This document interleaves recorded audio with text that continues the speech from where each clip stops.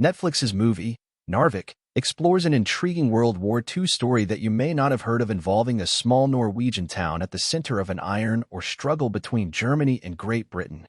Norway is the world's top producer of iron ore, and Narvik, founded in 1902, is the tiny coastal port city in Norway on the coast of the Norwegian Sea that held the key to its distribution during the war. Adolf Hitler and the Third Reich were dependent upon the ore they secured from the strategic, ice-free harbor of Narvik and Norway to build a large portion of its arsenal after the Nazis started the war in 1939. Meanwhile, it was in the best interest of the British and the Allied forces to cut off that supply to Hitler, making it much more difficult for the power-hungry regime to manufacture weapons. A dangerous and deadly situation had developed where this small 1,680-acre town of less than 10,000 people with its refineries and port outlet emerged as a pivotal stronghold between the two powers, and forced Norway to give up its neutrality. Narvik is the tale of the people and events that surrounded the 1940 Battle of Narvik, which is still the largest battle ever fought on Norwegian soil and is regarded as Hitler's first loss of World War II. Were the characters in Narvik real people? In the film, Kristin Hartgen plays Ingrid Toft, a young Norwegian woman who works at the town's largest inn, and is married to Gunnar Toft, Carl Martin Eggesbo, who is a corporal in the army. Together, they have a young son named Ole Kristoff Jelfert Mathisen.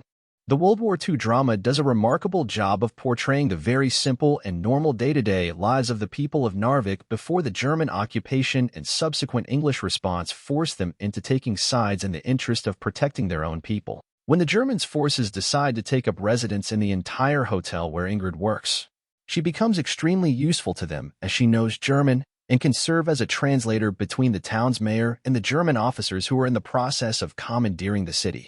Meanwhile, she unwittingly harbors a British operative, Consul George L.D. Gibbs, Billy Campbell, who was forced from the inn after the German occupation and sent to hole up in a tiny mountain cabin provided generously by Ingrid, free of charge. She is later blackmailed by Gibbs, forcing her to provide information on the German installations in Narvik that resulted in an Allied airstrike that killed many of the townspeople. The Tofts are not real people, but are an accurate representation of the turmoil that these regular people faced during the period. The true story behind the Battle of Narvik in the spring of 1940, after the Germans had easily overtaken the small Norwegian forces in the town of Narvik. The Norwegian army was called upon by the English to join them in waging war with them against the growing Nazi occupation. The Germans were trying to establish positions in the mountains near Narvik, and the British, French, Polish, and Norwegian forces took to the mountains to thin out the German numbers that were building by the day. It was a brutal and bloody battle fought in frigid temperatures on the icy terrain of Norway not too far from the Arctic Circle. In the film's epilogue, it states that there were 85,000 casualties, 65 boats sunk, and 86 planes were shot down over the span of the battle that lasted 62 days.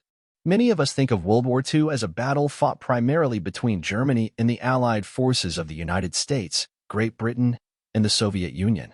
But even neutral countries like Norway couldn't avoid the catastrophic collateral damage caused by Hitler's warmongering campaign of death. The forces did retake control of the mountain, dealing Hitler his first loss, but it came at a heavy price, and the Nazis reclaimed Narvik just a few short months afterward, as also stated in the film's final scene.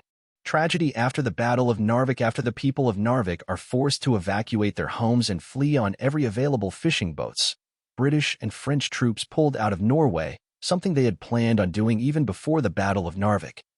And the German bombers laid waste to what remained of the port city in June 1940. It is still a grim and stark story that illustrates the toll one madman's delusions extended far beyond the area in Europe that Germany was attempting to conquer. No one was safe from the Nazi campaign, especially if you lived in a strategic city that was important to Hitler and his regime. Narvik currently streams on Netflix in the US.